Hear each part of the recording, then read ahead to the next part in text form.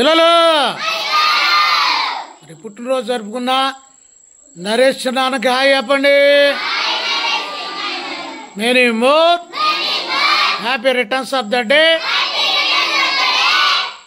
నరేష్ నాన్న దానికోసం మనం ప్రార్థన చేద్దామా? దాన్ని బట్టి నేసయ్యా వందనాలయ్యా వారు చేస్తున్నా సేవ పరిచర్యను యూట్యూబ్ మినిస్ట్రీని దీవించండి. ఏవైతే